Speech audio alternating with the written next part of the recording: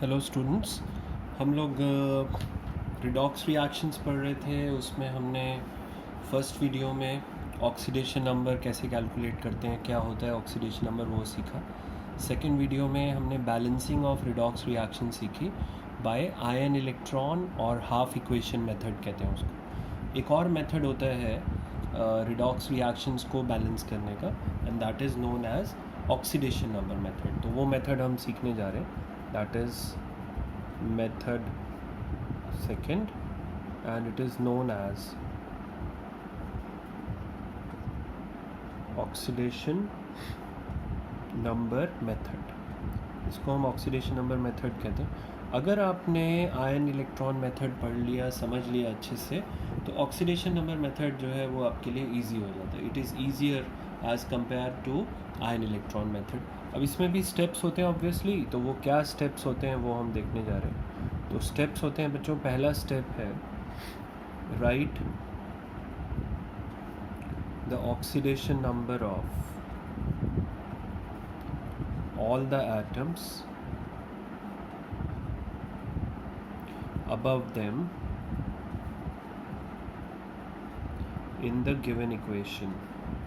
जो आपको इक्वेशन दी हुई है उसमें हर एक एलिमेंट का, हर एक एटम का ऑक्सीडेशन नंबर उसके ऊपर लिख दिया जाता है। इसके बाद सेकंड स्टेप होता है बच्चों, balance the atoms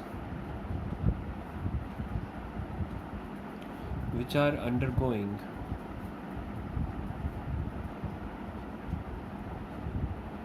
change in oxidation number। ऐसे एलिमेंट्स को, ऐसे एटम्स को बैलेंस कर लो जिनका ऑक्सीडेशन नंबर चेंज हो रहा है। ये सेकंड स्टेप हो गया आपका। इसके बाद थर्ड होता है balance the change in oxidation number, balance the change in oxidation number by cross multiplying. अभी क्रॉस मल्टीप्लाइंग क्या होता है, जब अभी एग्जाम्पल लूँगा आपके साथ, जो एक रिडॉक्स रिएक्शन को हम बैलेंस करेंगे इस मेथड से, तब हम समझेंगे ये क्रॉस मल्टीप्लाइंग का मतलब क्या है। It is not like mathematics जैसे आप क्रॉस मल्टीप्लाई करते हो वैसा नहीं है, या इसका मतलब कुछ और है, ये टर्म मैंने अपने आप बना रखी है। अब क्या होता है क्रॉस मल्टीप्लाइंग वो हम समझेंगे। तो balance the change in oxidation number by cross multiplying. Fourth है इसके बाद balance the actual charge, balance the actual charge by adding H plus if कौन सा मीडियम होगा, एसिडिक मीडियम, और OH minus if basic medium. अगर acidic medium है तो H प्लस ऐड करके हम एक्चुअल चार्ज बैलेंस करते हैं, और अगर बेसिक मीडियम है तो OH माइनस। ये हमने एक्चुअल चार्ज बैलेंस कर लिया। फिफ्थ पॉइंट है इसके बाद balance hydrogen by adding water. जिस तरफ भी ज़रूरत है उस तरफ हम वाटर ऐड करके हाइड्रोजन बैलेंस कर लेते हैं। इसके बाद सिक्स पॉइंट है आपका, ये हमने हाइड्रोजन बैलेंस कर लिया। इसके बाद सिक्स पॉइंट जो है that is not actually a step, ये चेक पॉइंट है आपका। अगर आपने यहाँ तक सारा कुछ ठीक किया है तो oxygen will be itself balanced. अगर आपने यहाँ तक सब कुछ ठीक किया है तो ऑक्सीजन जो है वो आपको अपने आप बैलेंस मिलेगा। अब देखिए ये जो मेथड है ये तो मेथड हो गया। अब हम इसको अप्लाई करते हैं, एक एग्जांपल पे अप्लाई करते हैं कि जो हमने एग्जांपल आयन इलेक्ट्रॉन मेथड में लिया था वही एग्जांपल लेते हैं हम। तो वो एग्जांपल था बच्चों Cr2O7 2 negative, C2O4 2 negative gives CO2 plus Cr3 positive. ये था, और ये एसिडिक मीडियम में। तो इसको हम अब इस मेथड से बैलेंस करते हैं। तो पहले तो सबका ऑक्सीडेशन नंबर उनके ऊपर लिख लेना। तो आपको कैलकुलेट करना आता है ऑक्सीडेशन नंबर।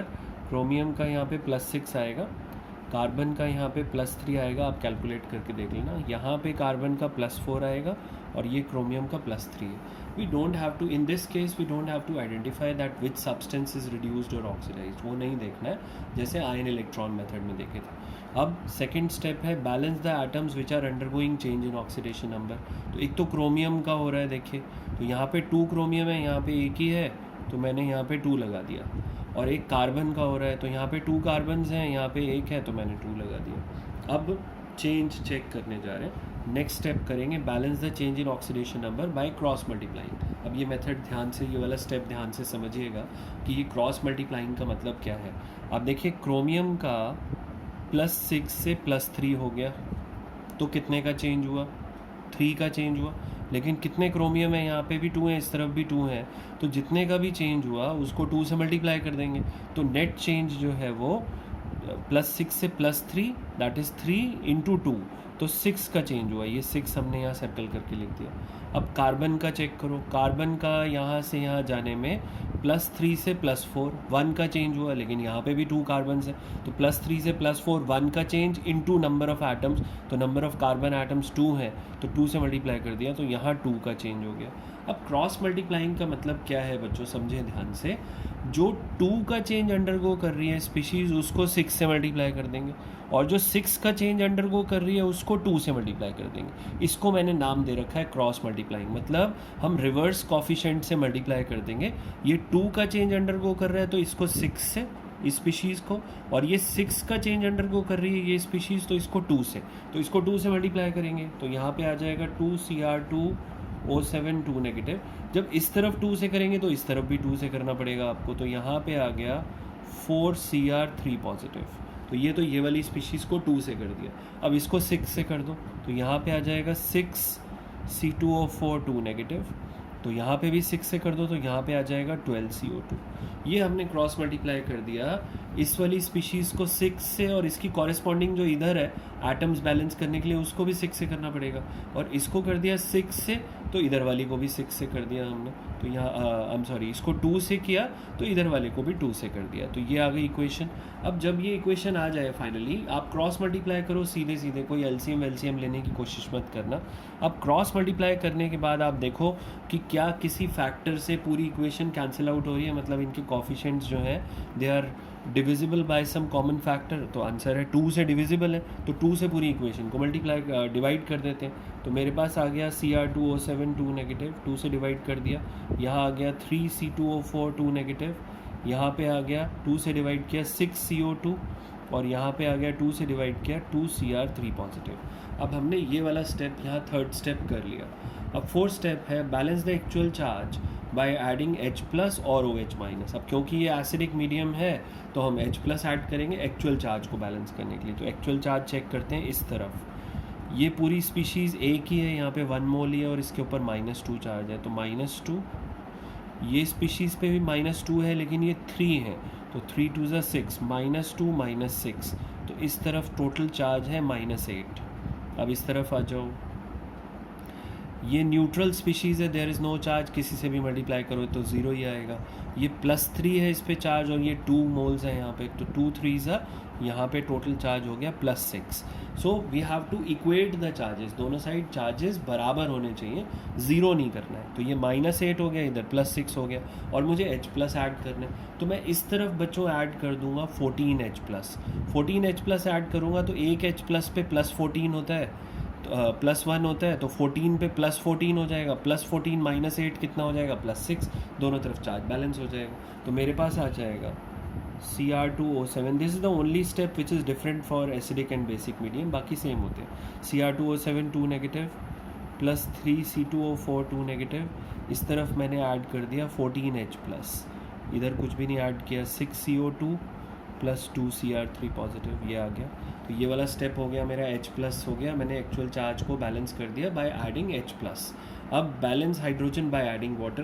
तो इस तरफ 14 हाइड्रोजन है और इस तरफ कोई हाइड्रोजन नहीं है, तो मैं इस तरफ लगा देता हूँ 7H2O.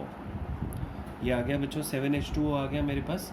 तो अब आप देखें यहाँ पे हाइड्रोजन हो गए 7 2 ज़ा 14 और यहाँ पे भी 14 है, तो हाइड्रोजन भी बैलेंस हो गया.